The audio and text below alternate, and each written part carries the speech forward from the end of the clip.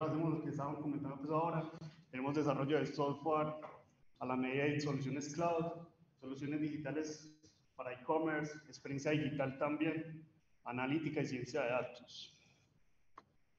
Nuestro propósito es transformar el ecosistema digitales de nuestros clientes llevándolos a otros niveles.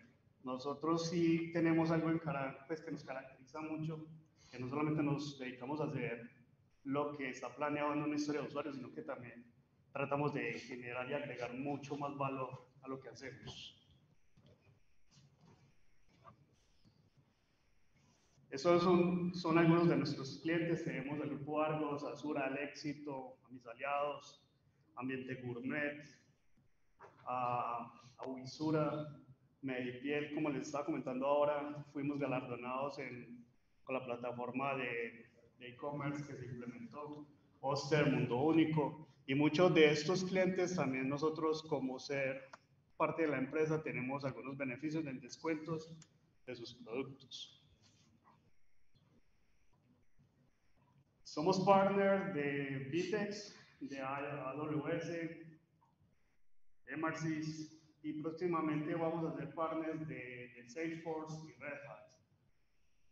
Estos partnerships nos han dado un buen reconocimiento en todo Colombia y por fuera también en España. Esto ha sido una gran carta de presentación. Ayer uno de los streamers en Twitch más grandes de España mostró una plataforma para construir un computador, y esa plataforma fue hecha por nuestra compañía.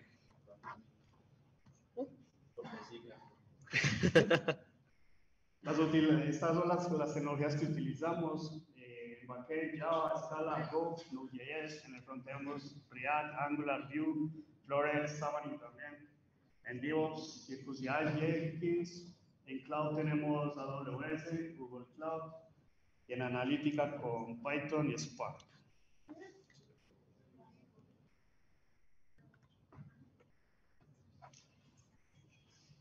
Bueno, estos son algunos de nuestros valores que nos identifican. Somos, la verdad, personas que somos muy íntegras, tanto profesional como humanos. El equipo humano allá es brutalmente grande y muy, muy bueno. Son muy disciplinados, demasiado apasionados y gentiles.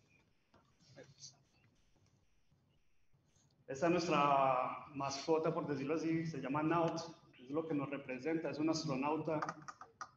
Nos representa porque siempre está como en búsqueda de nuevas aventuras, de aprendizaje y de estar siempre como pensando fuera de la caja. Bueno, como les comentaba, algunos beneficios que tenemos en la empresa es el trabajo 100% remoto. Acá en Medellín tenemos un Esperilab, ya por la avenida Las Vegas. Allá es donde nos reunimos y en algunas ocasiones hacer algunos eventos, como el Beer Friday. Cada 2 o 3 meses estamos haciendo un viernes en la tarde un encuentro con todas las personas que quieran llegar. Tomamos prita, jugamos, hacemos concursos también de videojuegos, cositas así, como más compartir y salir un poquito de la rutina. Tenemos póliza de salud, tenemos certificaciones y charlas técnicas. Las certificaciones las paga la empresa. Todos los viernes tenemos en la mañana un espacio para charlas técnicas o charlas de otra índole. Tenemos clases de inglés totalmente gratuitas con profesores personalizados. Tenemos clases de yoga, tenemos clases de acondicionamiento físico y convenio con SmartFit. Y convenio de SmartFit es del 50%. Tenemos un sistema de puntos por referidos, por certificaciones y por apoyo a entrevistas. Las entrevistas, el filtro técnico lo hacen los líderes técnicos o algunas de las personas del equipo. Tenemos primas extralegales a partir del primer año de estar en SPEC, recibimos el 50% de la prima. A partir del segundo año, el otro 50%. Entonces, a partir del segundo año, recibimos por cada prima 2.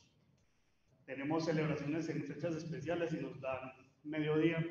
Si son de grados, te dan todo el día y te dan un detallito. Tenemos zona de juegos, como les estaba comentando ahora. En el lab tenemos un Nintendo Switch, hay tenis de mesa, y hay varios juegos de mesa para nosotros compartir entre todos nosotros. Como les comenté ahora, tenemos descuentos de algunos de nuestros clientes, eso ha sido muy favorable también.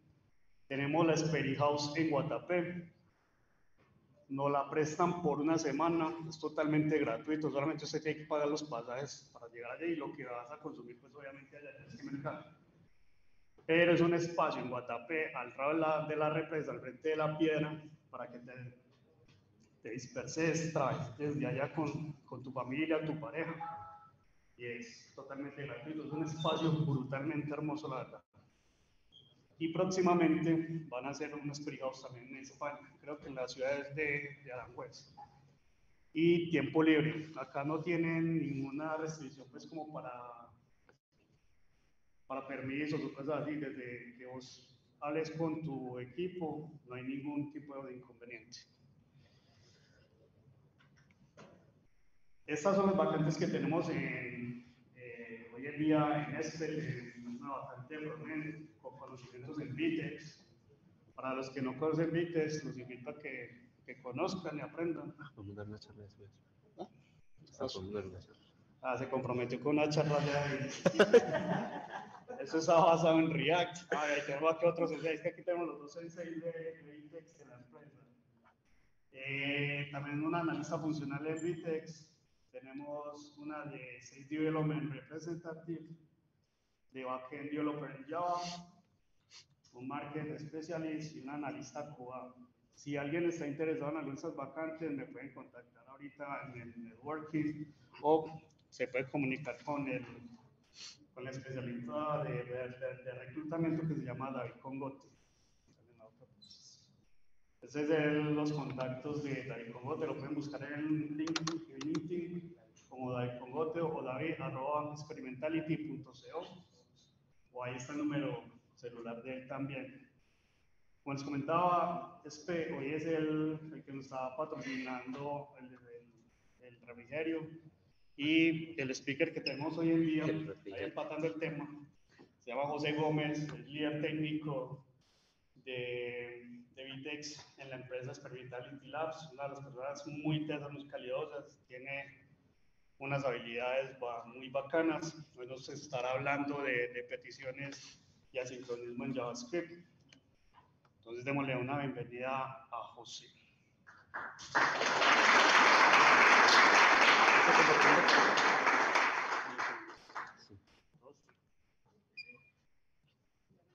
Bueno.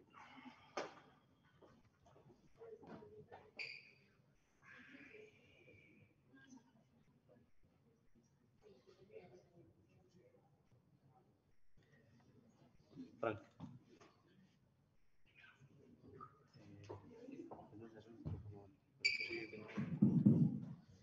Hola, hola. Bueno, ¿cómo están todos? ¿Cómo están?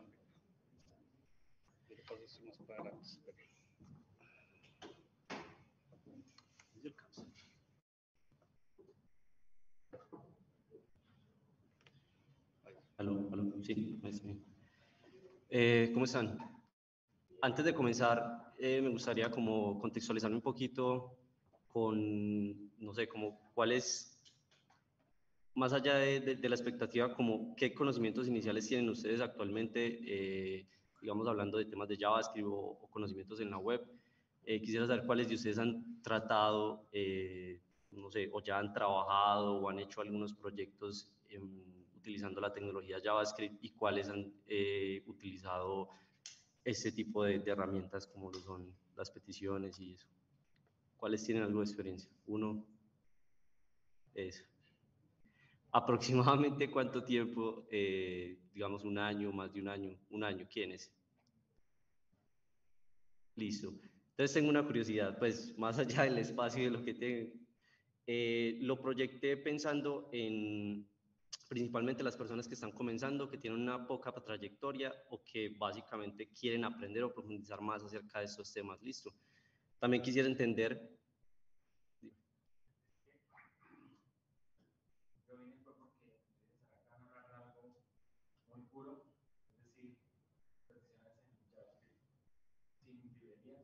Sí, básicamente vamos a tratar de entender un poquito de la esencia de cómo funcionan, utilizar o hacer algunas peticiones básicas y tratar de manejar el tema del asincronismo en estas peticiones o el porqué de eso. Un poquito más del aspecto teórico alrededor de todo esto también. Yo hago eso con Axios, como Page, con una teoría. Sí, sí, básicamente es lo que hace la mayoría de personas, pero también entender un poquito de la esencia detrás de eso. Una capa más abajo, ¿cierto? Sí, igual todo por detrás tiene implementaciones basadas en lo mismo, entonces, pero sí. A ver, pues ya lo que Sí, perfecto. ¿Algún otro que quiera comentar algo de la expectativa que tenga con la charla, más allá de los que son nuevos y quieren aprender sobre esto, los que ya tienen estos conocimientos, ¿qué esperarían también? Bien. Bueno, listo.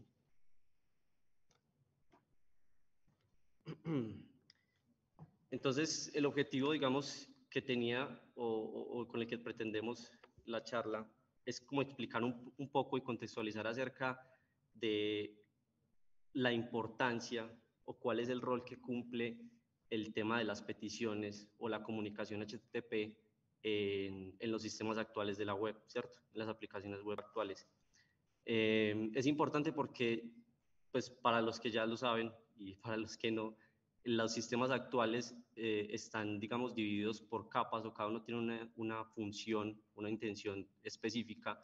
Un sistema está dividido, o los más básicos, con arquitectura cliente-servidor, donde está el cliente que es el que se encarga de renderizar y mostrar hacia el usuario todos esos elementos visuales o comunicarle lo que él quiera o cómo quiere interactuar con el sitio web. Y tenemos la capa del servidor, que es el encargado como de gestionar toda esta lógica y administrar los datos que después son consultados y son mostrados hacia los usuarios, ¿cierto? Entonces, si nos paramos en ese contexto, vemos que la comunicación que hay entre el cliente y el servidor es como la esencia de todo, o la base, lo que nos permite poder tener todas estas arquitecturas. ¿Listo?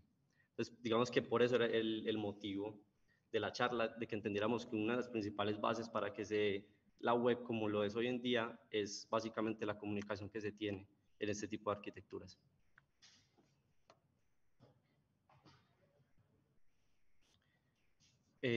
Bueno, entonces como lo mencionaba ahorita, la comunicación HTTP o el protocolo HTTP está basado fue creado principalmente para generar como una comunicación principalmente en las arquitecturas cliente-servidor, en las cuales los clientes, entiendas el cliente como los dispositivos o las entidades que son responsables de la interacción con el usuario final, se comunica con el servidor, que es el centralizador de la data o el que tiene la lógica de nuestro sistema, para poder solicitarle datos, para solicitar documentos, todo lo que tiene que ver con lo que se va a renderizar del lado del cliente.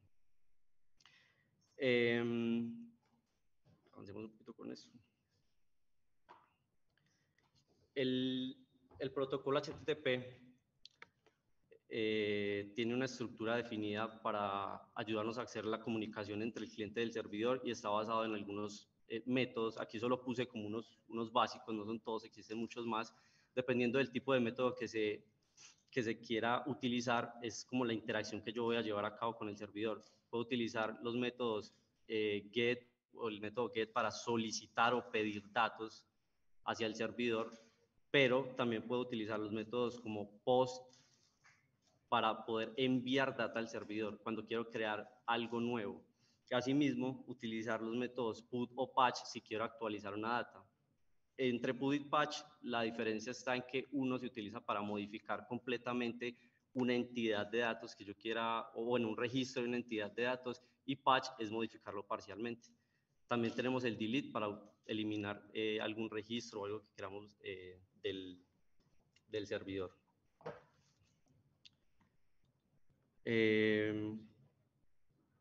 Bueno, en esta comunicación HTTP siempre se tienen principalmente como dos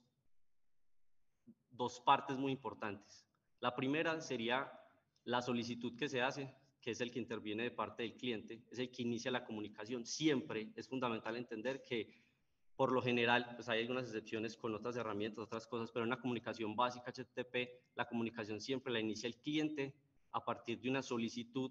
Esta solicitud está envuelta en muchas otras cosas que trae detrás, y a partir de esa solicitud la procesa el servidor, valida algunas cosas en el momento que sea necesario y hace una respuesta, que ese es el segundo elemento importante dentro de la comunicación HTTP. Tenemos la solicitud y la respuesta, o el request y el response, como lo pueden encontrar en muchas ocasiones.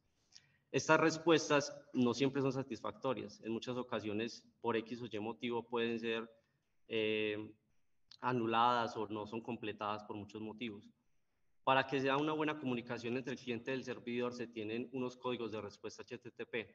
Estos indican cómo finalizó la comunicación, pues si finalizó o no, y si fue satisfactoria. Entre los códigos de respuesta, que se dividen en algunos grupos, tenemos los informativos que van desde el 100 al 199, los códigos como satisfactorios, que esos son los que indican que la respuesta es, o la petición se realizó correctamente, va desde el 200, dime.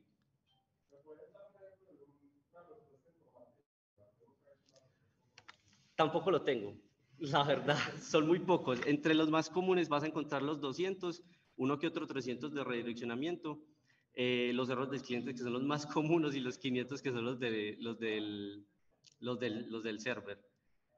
En algún momento me soltó uno del 100, pero pues son muy pocos, la verdad, y ni siquiera me acuerdo bien exactamente. Pero sí, sé que están ahí.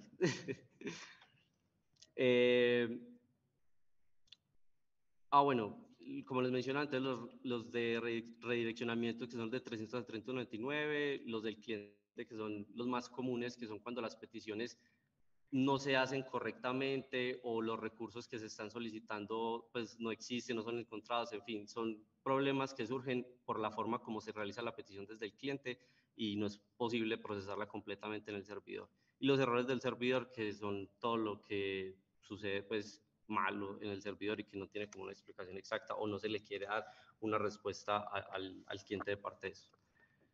Los códigos no son necesariamente 100 en cada grupo, no existen todos o hay algunos que no están bien definidos o no se usan, simplemente se dan los rangos para que cada uno lo defina. Como nota también es importante entender que los códigos de respuesta HTTP son un estándar que se define en el protocolo, pero no son obligatorios seguirlos. Los códigos de respuesta entran como parte de la definición que se da en el servicio. El creador del servicio es el responsable de definir qué tipo de respuesta se va a dar. Entonces, y es importante entenderlo porque en muchas ocasiones vas a ver que si te comunicas con algún servicio y te responde de pronto que no encontró el recurso o que había algún fallo, en ocasiones te puede responder un código de respuesta que no tiene coherencia con el mensaje que entregan o con el resultado. Entonces sí, como para tener presente eso. Bueno, ahora ya, digamos, contextualizando un poquito de cómo es el protocolo HTTP y un poquito de cómo funciona, tenemos para el JavaScript que la comunicación HTTP, antiguamente no se utilizaban, por ejemplo, esta API fetch, sino que se utilizaban otros elementos que eran mucho más extensos y más complicados de entender. Ha ido evolucionando con el pasar del tiempo.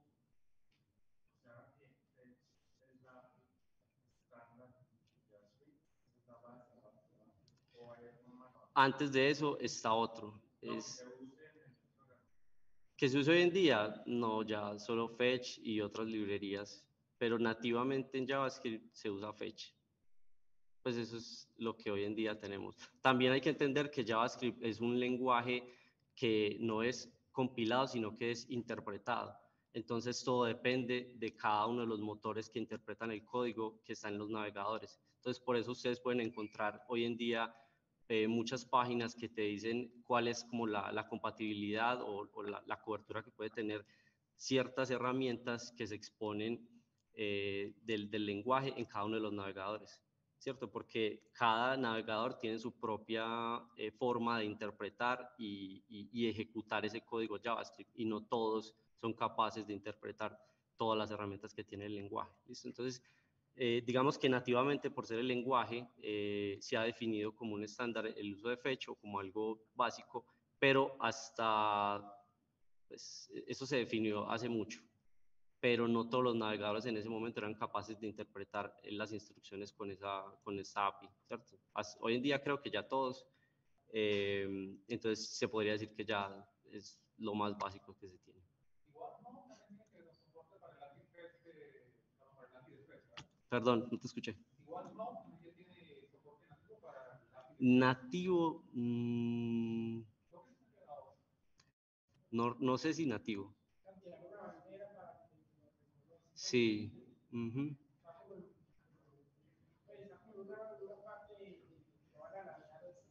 Sí. También hay librerías que permiten usar la API de Fetch desde Node. Aunque técnicamente fue más...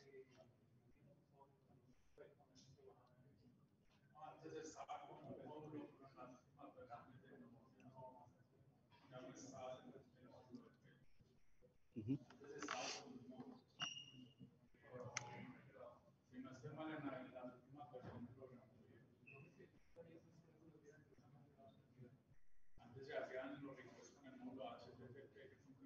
Exacto. Igual, digamos que el enfoque que le damos, pues como las charlas, vamos como hacia el lado del frontend, ¿cierto? Desde el lado del cliente. Del lado del servidor tenemos pues muchas otras herramientas y formas diferentes de hacerlo. Sé que se puede, en muchas ocasiones no lo recomiendan como si fuera la mejor opción, aunque por familiaridad las personas que están más acostumbrados desde el frontend optan por querer usar ese tipo de herramientas.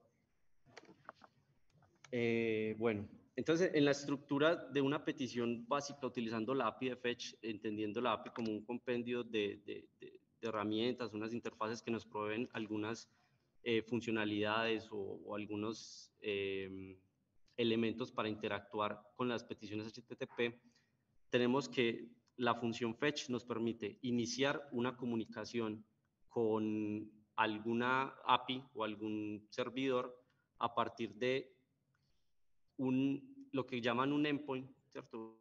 Un punto de entrada al servidor, a algunos headers de configuración para, digamos, dar información extra en la cabecera para saber cómo se va a establecer esta comunicación, entre otras cosas, ¿cierto? Ahí vemos un ejemplo muy básico, realmente no es como algo muy complejo. Incluso podríamos omitir en este caso el tema de los headers en muchas ocasiones. Ahí el ejemplo está dado o establecer la comunicación con la API de Mercado Libre para solicitarle los productos de una categoría específica.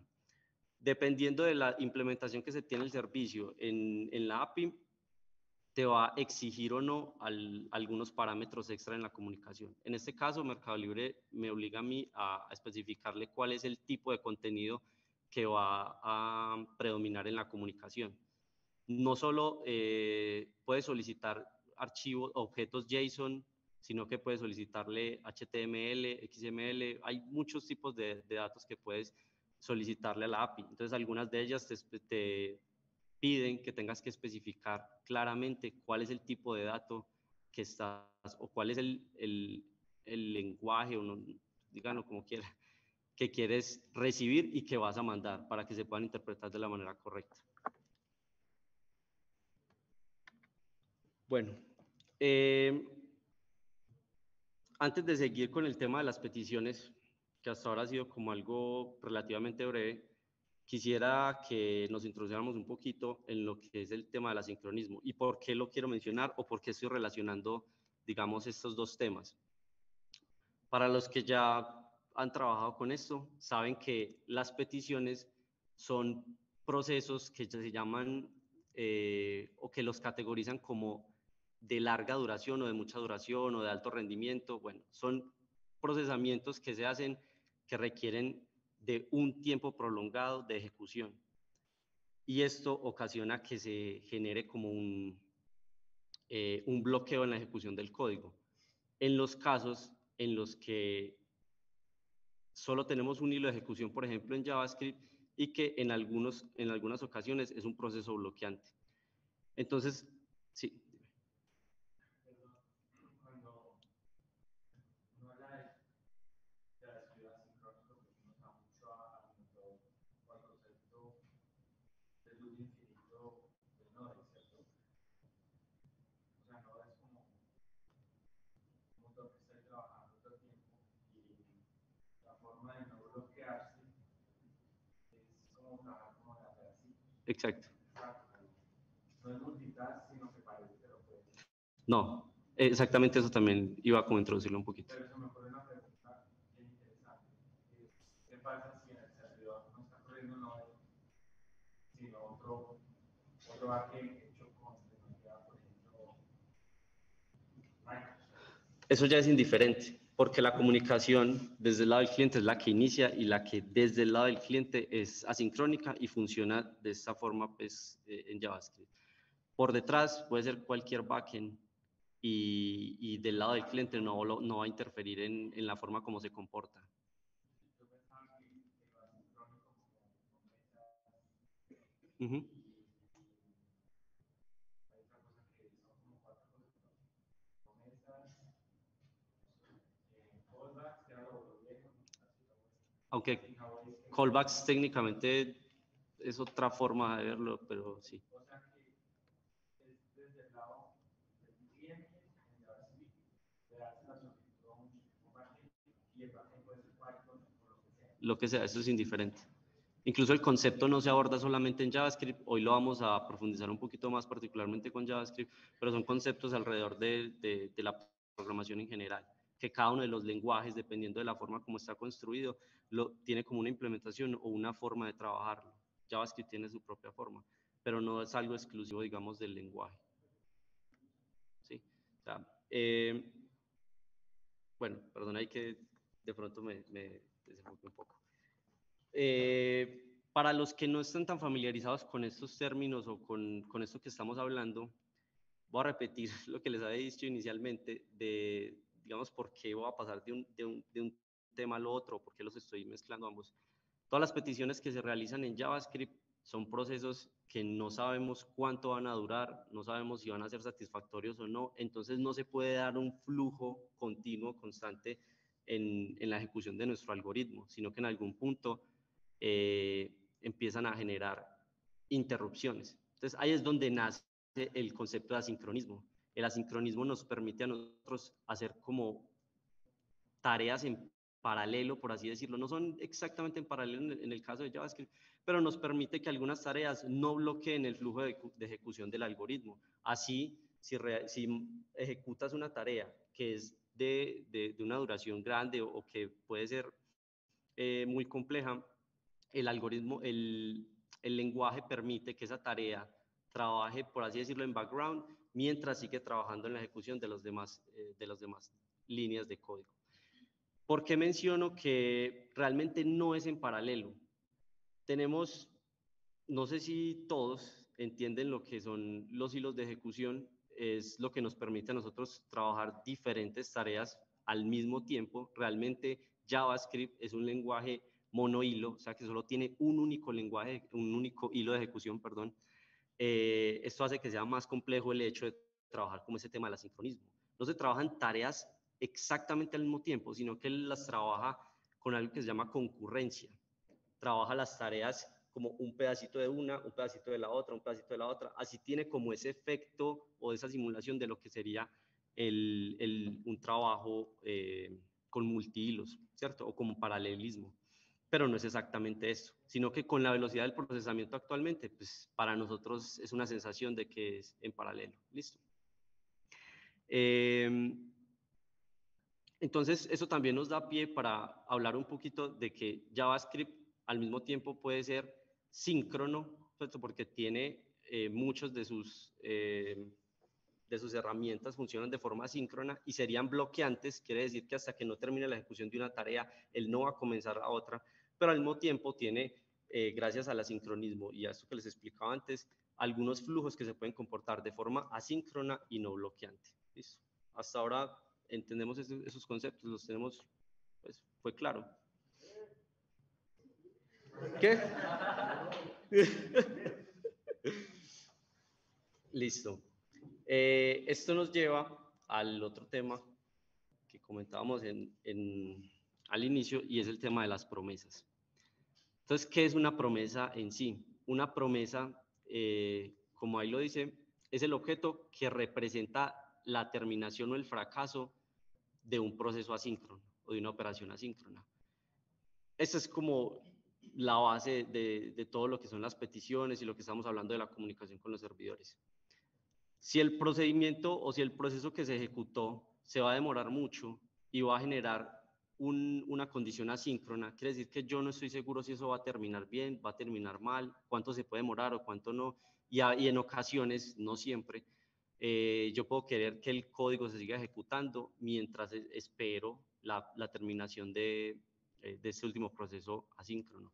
Entonces, ahí nace el concepto de promesa. Antes de que existieran las promesas, se manejaban callbacks, que eran funciones que se ejecutaban al momento de finalización de un proceso asíncrono, pero esto generaba muchos problemas porque en ocasiones tenías que mandar un callback a un proceso asíncrono, pero internamente la finalización de ese proceso asíncrono podía generar otro proceso asíncrono, entonces empezabas a anidar un callback tras otro, y eso es algo que pues en términos de legibilidad del código puede ser muy complejo, incluso le llamaron a eso como el infierno de los callbacks o el callback hell. Y para evitar ese tipo de cosas empezaron a utilizar mejor las promesas. Entonces las promesas es una forma diferente de manipular el asincronismo. Las promesas no son como tal o como lo manejaban anteriormente con los callbacks, que son una función que como parámetro tú le mandas otra función, sino que en este caso es un objeto al que le vas agregando o adicionando funciones para que sean ejecutadas en momentos específicos. Bueno, ahora también se presenta un caso, y es que no siempre queremos que los procesos asíncronos sean asíncronos. En ocasiones queremos que esos procesos asíncronos sean bloqueantes en algunos puntos específicos de nuestro código, porque queremos, por lo general, una aplicación web hoy en día puede ser tan grande, exageradamente grande, que hay puntos que no queremos que bloqueen todo el código, pero tampoco queremos que se ejecuten abiertamente y que retornen el resultado cuando quiera, sino que necesitamos de la respuesta de esa información o de ese proceso asíncrono para poder seguir procesando otra data. Entonces, esta manipulación de los procesos asíncronos se facilita mucho con las promesas, pero hay diferentes formas de hacerlo. Como lo mencionaba antes, teníamos antes el tema de los callbacks. Esto se fue básicamente deprecando, eso casi ya no se usa hoy en día para el tema del asincronismo. Con el inicio de las promesas empezaron a usar algo que se llama el punto den o la función den, que es la que se ejecuta a partir de la finalización de un proceso asíncrono, ¿cierto? Inicialmente, cada que tú ejecutas un proceso asíncrono e intentas procesarlo en la línea inmediatamente siguiente o pues, algunas líneas después, pueden darse cuenta que lo que retorna o el objeto que retorna es un tipo promesa, ¿cierto? No es el dato, a veces pueden intentar leer lo que llega o algo así y no va a tener mucho sentido. Es un objeto muy grande con unas propiedades específicas que son de promesas.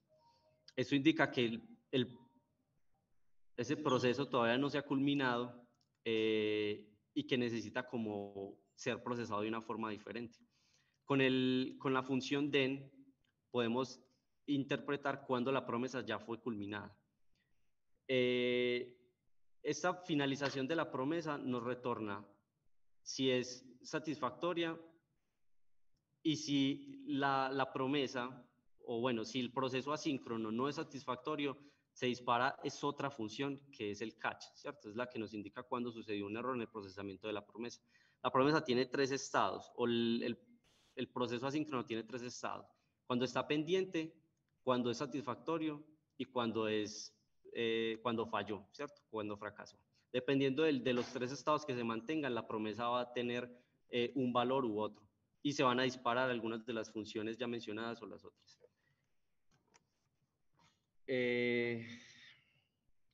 Acá les voy a mostrar, bueno, posteriormente o después de que se trabajó con las funciones den y catch, a partir de, creo que eso es en el Maastricht 6, no recuerdo bien, que se empezó a trabajar con lo que llamamos el async await, que es una forma mucho más fácil de trabajar con las promesas. Técnicamente por detrás es lo mismo, es exactamente lo mismo, pero se creó, digamos, pensando en una mayor agilidad del código, en resolver algunos problemas que también tenía el procesamiento con el DEN, y para facilitar más las interacciones, tal vez lo veo desde mi perspectiva, con los scopes que podemos generar en JavaScript. Listo. Les voy a mostrar, denme un momento, un ejemplo básico de dos peticiones hechas.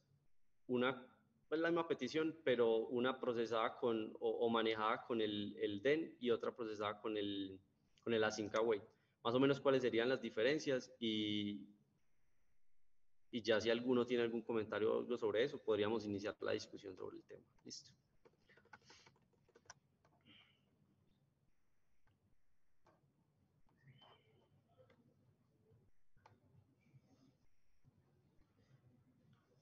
Una pregunta. Sí. Las empresas tienen como alguna preferencia, ya que trabajamos en una web o aquí trabajamos proxies. Todo depende del equipo de desarrollo y pues, de quién defina como el estilo que se va a manejar en el código. No hay una solución absoluta, o no vas a tener como, pues, alguien que te diga, no, siempre se va a trabajar así, no importa dónde sea, cómo sea, no. Pues cada empresa puede definir su propio estándar dependiendo de cuál es el enfoque que le dé. Cada uno puede tener su propia discusión alrededor de qué sería más pertinente manejar o por qué. Incluso dentro de las tecnologías que se manejan, algunas pueden ser más pertinentes manejarlas de una forma u otra.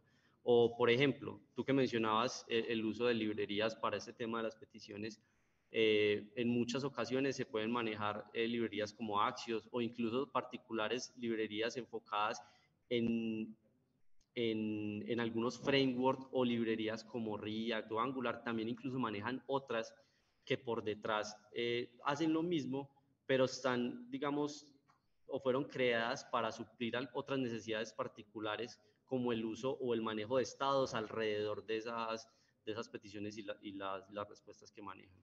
Entonces, todo depende del enfoque que tenga la empresa, cuál ha sido la definición que se le da. Cada empresa puede tener sus propios estándares y la forma como trabaja. No quiere decir que una sea mejor que la otra, simplemente se trata de que cada una tiene sus propios estándares. Sí, estaba pensando como equipos de desarrollo grandes, distribuidos remotamente, y cada uno haciendo lo que se le da la gana. Más allá de que alguno defina cómo se debe hacer, porque sea mejor o no, otros tengan otra opción o otra opinión respecto a eso, lo que sí es obligatorio, ya saliéndonos incluso de este tema, es que siempre que se define un estándar o una forma de trabajar, se debe seguir. La forma correcta en la que una persona, digamos, quiera intentar cambiar eso, no es simplemente decir, no, yo lo hice así porque es que esto es mejor por esto y esto y lo quise hacer y ya. Se debería iniciar una discusión, una conversación entre las personas que intervienen en el desarrollo de ese aplicativo, ese sistema que estás construyendo. Si no, todo se vuelve pues un mierdero y eso sí es muy complejo de manejar. También debería haber una estandarización porque en muchas ocasiones muchas de las tecnologías pueden diferir un poco en la forma como se trabaja. Hay algunas personas que pues pueden desconocer o tienen preferencias o fueron capacitadas de una forma específica de cómo usarla. Entonces también el hecho de estandarizar un poco las tecnologías que se usan, el estilo del código que se va a seguir y ese tipo de cosas, va más apuntando como a una organización en el trabajo. Eso ya depende también de cada una de las organizaciones. Con la misma lógica de negocios de si es más apropiado usar así Por eso decía que en este caso me salía un poco del tema porque hay muchos factores que pueden intervenir. En este caso particular, en mi experiencia, nunca he sentido la necesidad de moverme de uno a otro. Siempre es una preferencia personal. Me parece que por legibilidades y pues me parece como mucho más entendible y más cómodo usar async await. Como lo mencionaba por el tema de los scopes, a veces me siento más cómodo manejando o moviendo datos de un lado hacia el otro, si los puedo, digamos, dividir esa ejecución como en el mismo, sí, en el mismo scope de ejecución, solo por eso. Pero nunca he tenido, o pues en mi caso, no he tenido nunca la necesidad de decir, no, acá tengo que usar DEN o tengo que usar Async Await. No, siempre he podido usar cualquiera de los dos en cualquier caso. Entonces, por eso les mencionaba como más una estandarización en cada uno de los equipos de trabajo.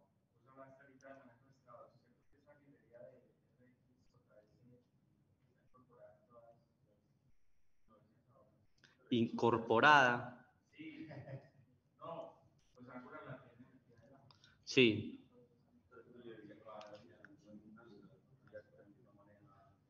Pues igual para el manejo de...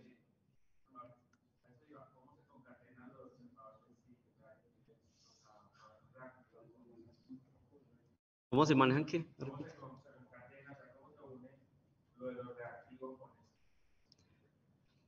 En ese caso sí no...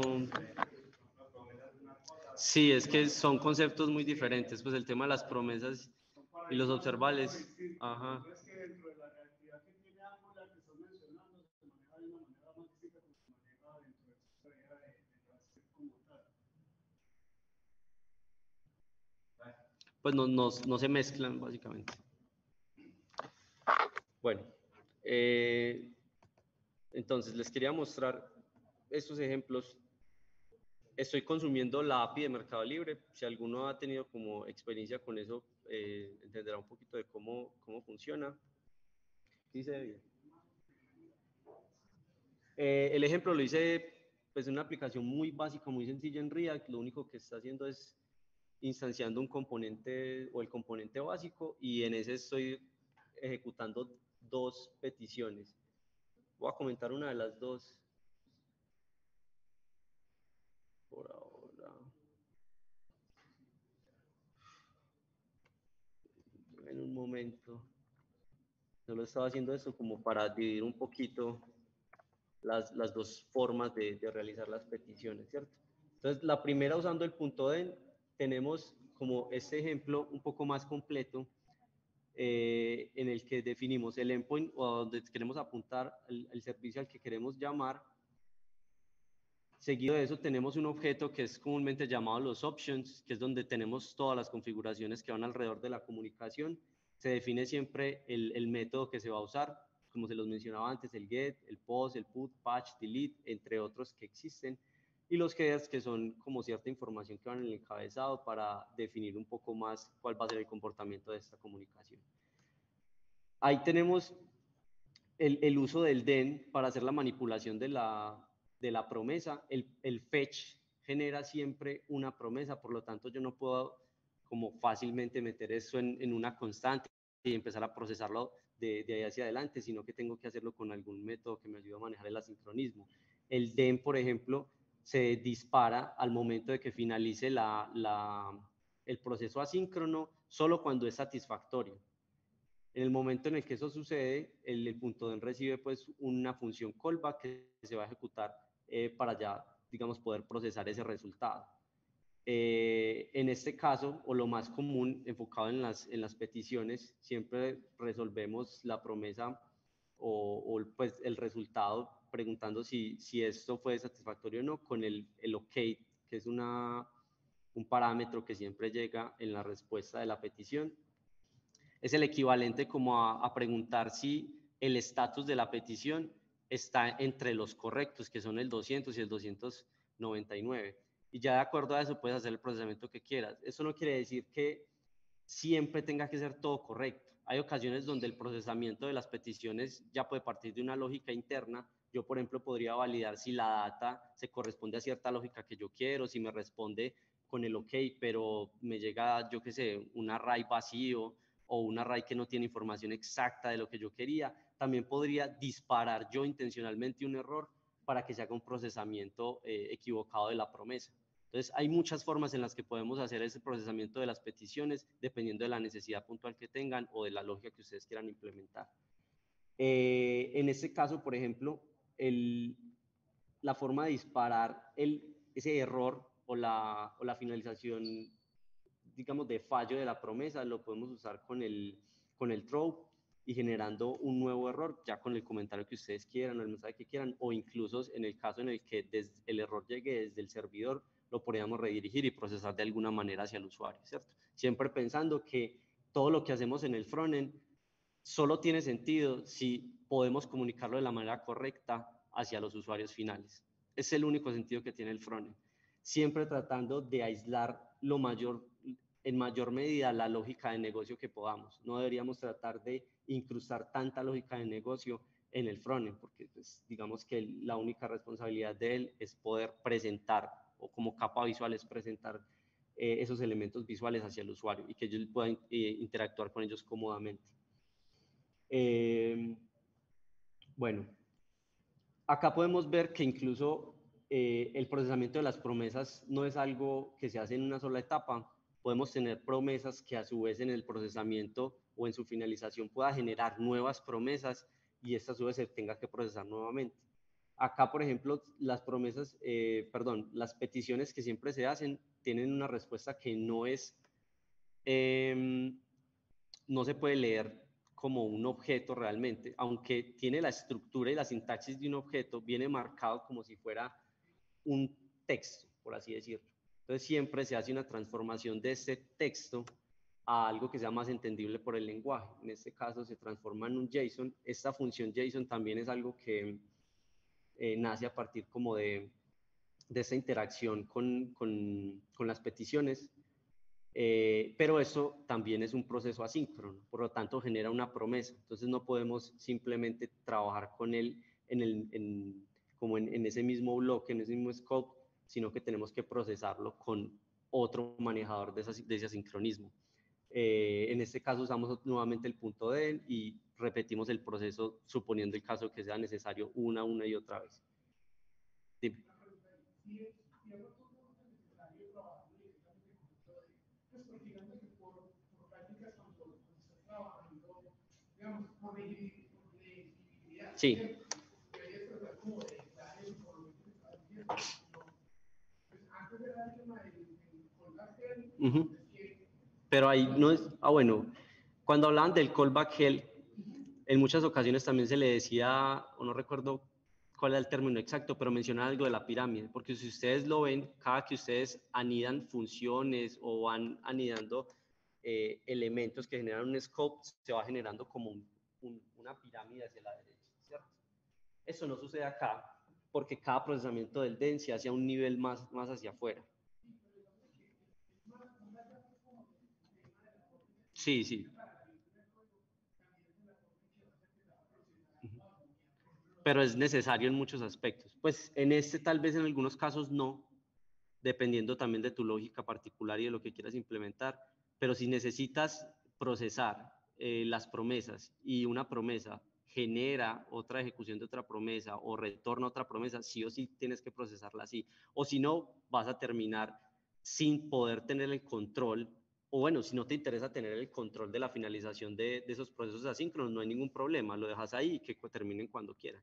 Si tú tienes que controlar esos procesos asíncronos, estás obligado a hacerlo de alguna manera, ya sea con el DEN, con los callbacks, con el async await, pero sí o sí estás obligado a manejarlo de alguna manera si tú quieres controlarlo. ¿Sí? Otro de los casos que pues no los tengo acá es el momento en el que, por ejemplo, ustedes no quieren hacer ese consecutivo del manejo de procesos asíncronos, sino que ustedes necesitan procesar múltiples procesamientos asíncronos al mismo tiempo. Entonces, también nos ofrecen unas herramientas como el Promise All, que es una función que nos permite estar pendientes de la ejecución de múltiples procesos asíncronos y que va a disparar o se va a finalizar cuando todos estén completados, ¿cierto? ¿Esto qué nos ayuda a hacer? Pues nos ayuda a optimizar mucho el hecho de la espera o el tiempo de ejecución del código, porque si lo vemos desde un punto de vista ya como más simple, lo que nos indica esto es que solo tenemos que esperar por el proceso asíncrono más largo. Más allá de que algunos terminen antes o después, si yo quiero hacer el procesamiento final con el resultado de todos los procesos asíncronos, solo tengo que esperar el proceso asíncrono más largo. Entonces el Promisol nos ayuda con este tipo de situaciones. Por ejemplo, si yo necesito pedir a diferentes APIs data y al final necesito compilarlas o hacer un procesamiento que intervienen todos los resultados de esas APIs, no sé, voy a poner un ejemplo, hablemos de APIs enfocadas a e-commerce, yo necesito pedir algunos productos, pero que los productos en su estructura de datos no tienen completamente toda la información que yo necesito. Supongamos que el producto no tiene toda la información de su marca, entonces necesito ir a solicitar las marcas nuevamente al sistema y luego hacer el procesamiento completo ya del resultado de lo que tiene el producto o los productos y las marcas para hacer como ese compilado. Hay otras soluciones, hay otras formas que se pueden hacer esto, pero esta es una de ellas, ¿cierto? Suponiendo que no tengamos herramientas, que hoy en día hay muchas que nos pueden facilitar, o algunos intermediarios en esos procesos que nos pueden ayudar a que esto se haga de una sola manera desde el frontend, ¿cierto? Hay formas o pueden encontrar, digamos, equivalentes, entre comillas, en las que usando async await, bueno, si quiero ahorita mejor lo explico, primero les voy a mostrar el ejemplo. Bueno, ya ni sé para qué lo comenté, pero bueno. Qué boba. Va. Dime. ¿El qué? Ah.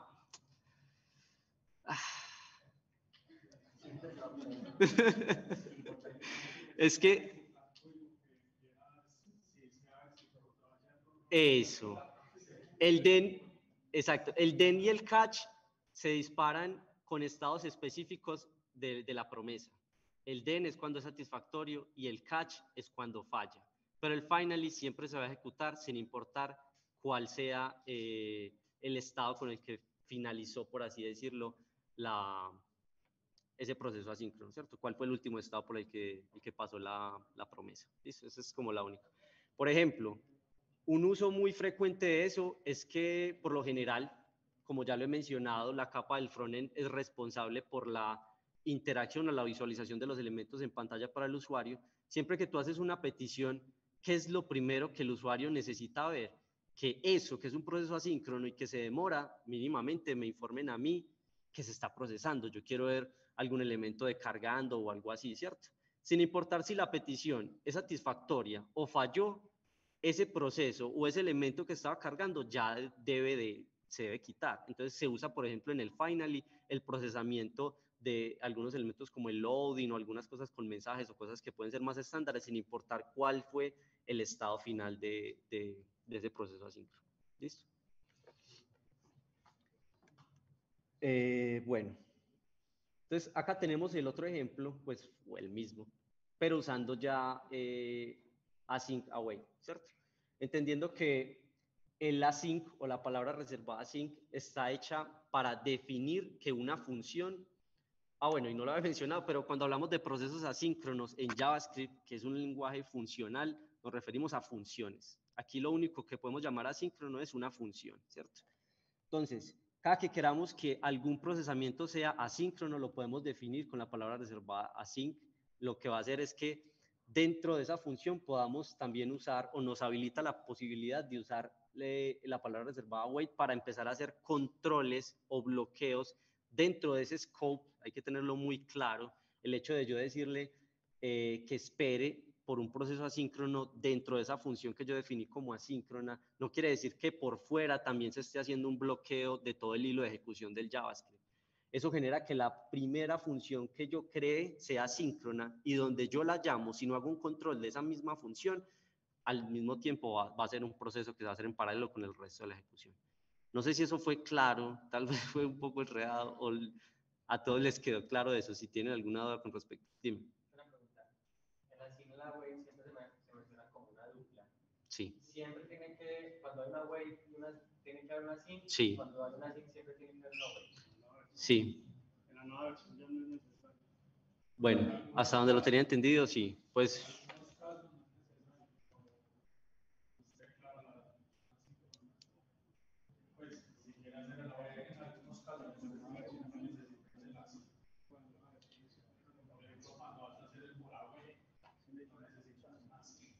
Ok.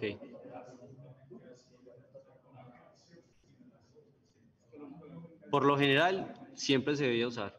Ya con lo que menciona el compañero, no tenía contexto de eso.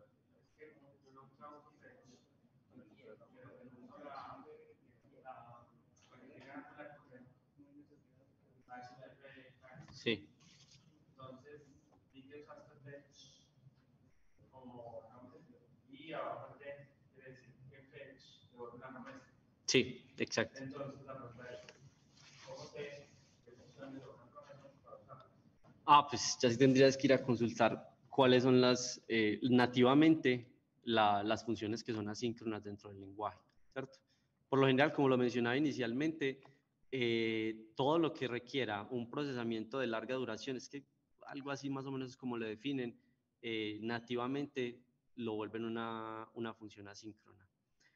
Igual, sí, ese es el ejemplo más claro y como lo más usado, pero no necesariamente es eso. Uh-huh. Por ejemplo, ¿qué? Ok.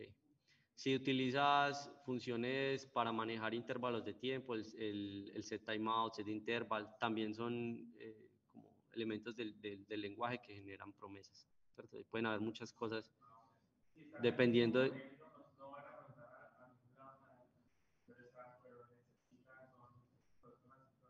Sí. Sí, o sea, no hay necesidad, pues no es un tema que está únicamente relacionado con el tema de las peticiones, ¿no? O sea, los procesos asincrónicos son parte del lenguaje y existen en muchos elementos, no necesariamente solo en eso. ¿Listo? Bueno, entonces la diferencia fundamental es que usando el async await, si ustedes ven, yo puedo generar un scope donde en todo ese, no sé si todos entienden pues como el concepto de scope, es como el alcance donde yo puedo al momento de definir, poder leer o manipular algunas de las variables o funciones que yo defino como en ciertas porciones del código. Por lo general se definen scopes que son como de funciones, los de bloques que pueden ser como if o los for, y ya el scope global que sería el archivo como tal, ¿cierto? Entonces, dependiendo del scope, yo puedo acceder a ciertos elementos del código. Entonces, esa es como mi preferencia, o ese es el motivo por el cual yo casi siempre utilizo el async await, me genera como la posibilidad de yo poder acceder fácilmente al resto de los elementos en el mismo scope, sin necesidad de tener que pasarlo por medio del den, que me genera solo un único elemento para leer y que el procesamiento que se tiene que hacer a partir de esos callbacks. No sé si eso es como claro. Otro cambio pues como también fundamental es que el procesamiento que se hace con el punto .den ya tiene las validaciones con el error con una función especial que es el catch. Acá nosotros tendríamos que usar algo como el try catch para poder hacer el procesamiento de esa porción de código y hacer el control del error, ¿cierto? Y pues básicamente sería eso. El resto del código, si lo ven, sería muy similar, ¿cierto? No sé si alguno tiene algún comentario respecto a eso, alguna pregunta. Puede ser obvio y no, y es que el async await es muy importante el try catch, ya que no hay un catch, pues sería como algo a tener en cuenta que puede parecer obvio, pero sí, muchas de las personas, y es común encontrarlo, pues a veces que nos encontramos con código que no lo tiene. Pero hay mucha gente que también no hace el procesamiento del catch. Nadie te obliga a hacer el procesamiento del catch cuando utilizas el den. Sí, sí, pues por buenas prácticas hay muchas cosas que deberíamos hacer y que muchos no lo hacen. Sí, sí, claro, pues hay muchísimas cosas que no se hacen. Por ejemplo, esto sería lo que yo considero lo mínimo en la ejecución de una petición hacia un servidor. Tengo la ejecución de la petición, la validación de la respuesta, si fue correcta o no, y el procesamiento de los posibles errores que puedan suceder. Esto no lo hace todo el mundo, pues hay personas que hacen peticiones y lo que llegó, si se estalló el código o no, o buscan cómo validar eso cuando algo les suelte y medio lo puedan procesar, pero pues Eso sería lo mínimo. Eso se podría extender mucho más y podrían hacerse muchas más validaciones.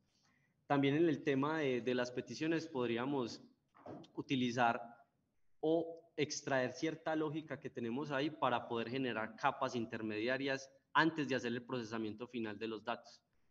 ¿A qué me refiero con esto? Por ejemplo, yo puedo tener